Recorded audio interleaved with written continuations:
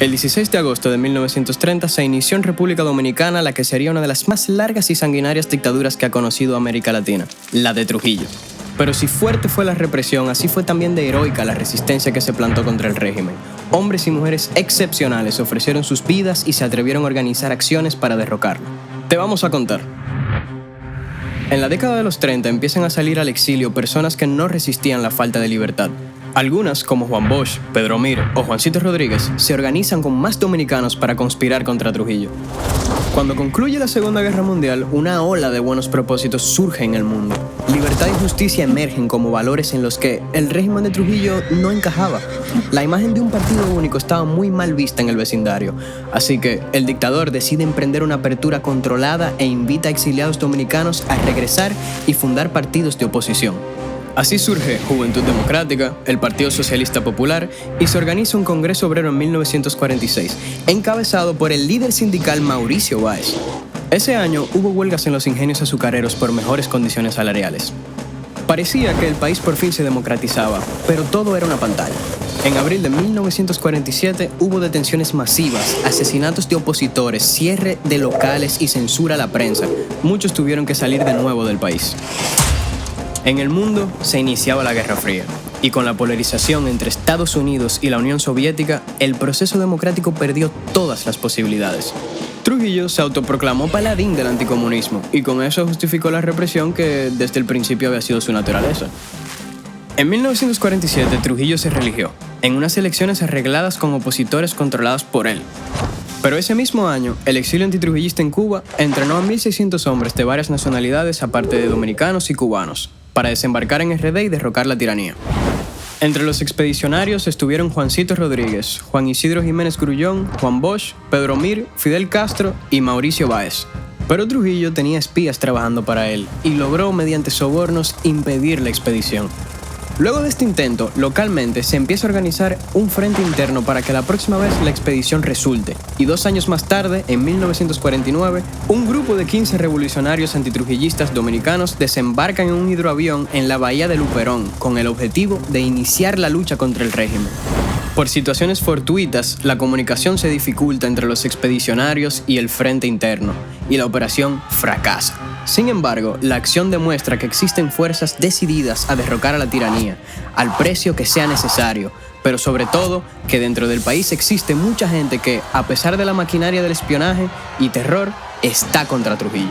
La dictadura entonces invierte en más armas y más propaganda, planifica y comete crímenes dentro y fuera del país, como el secuestro de Jesús de Galíndez en Nueva York, luego muerto y desaparecido, y el asesinato de Mauricio Báez en Cuba. ¿Qué pasó entonces con la resistencia? No se amedrentó. Organizaciones del exilio antitrujillista dominicano en Cuba, Estados Unidos, Puerto Rico y Venezuela constituyeron el Movimiento de Liberación Dominicano y organizaron una expedición armada que desembarcó por vía aérea en Constanza el 14 de junio de 1959, bajo el mando del comandante Enrique Jiménez Moya, y el día 20 por vía marítima en Maimón y Estero Hondo, bajo el mando de los comandantes José Horacio Rodríguez y José Campos Navarro. Pero el ejército de la dictadura era muy superior en número y armamento, así que el combate fue muy desigual. Muchos cayeron y los que quedaron prisioneros fueron torturados y asesinados. Trujillo entonces decidió mostrar su victoria de manera grosera, jactándose de los muertos en combate que se anunciaban en la televisión y en la radio, y hasta hizo fotografías de las torturas. Esto causó repugnancia y horror en la gente y sirvió para denunciar los crímenes de Estado en la comunidad internacional. En enero de 1960, en una finca de Mao, se funda una red clandestina que llegaría a tener cientos de militantes en todas las provincias del país. Se llamó 14 de junio, en homenaje a los expedicionarios de 1959 y estuvo liderado por Manuel Aurelio Tavares Justo, Manolo. Su esposa, Minerva Mirabal, había sido fichada desde 1949 por la dictadura como una opositora al régimen y desde entonces era vigilada, como muchas de las personas que no alababan a la dictadura. Los espías de Trujillo, llamados por el pueblo calieses, estaban por donde quiera, averiguando quién no simpatizaba con el gobierno para perseguirlo. Bajo ese esquema, era imposible que no descubrieran de inmediato el movimiento clandestino, y así empezaron los apresamientos y las torturas. En enero de 1960, parecía que en el país no había nadie que no tuviera un pariente o un conocido preso por política. En Santiago, un grupo de jóvenes decide imprimir de manera secreta en la casa de uno de ellos llamado Wenceslao Guillén unos volantes que dicen «Viva la revolución, abajo el tirano, libertad o muerte». Y del otro lado, con perdón de la expresión, Trujillo es una mierda. Y repartieron los volantes. Pronto casi todos fueron apresados, torturados salvajemente y asesinados a finales de enero. Eran 27 muchachos. Ese mismo año, el 25 de noviembre, asesinan a las hermanas Mirabal. Dos de ellas, Minerva y María Teresa, habían estado presas en 2 ocasiones, igual que sus esposos, Manolo Tavares y Leandro Guzmán. Estos fueron trasladados junto a Pedro González, esposo de Patria, a la cárcel de Puerto Plata.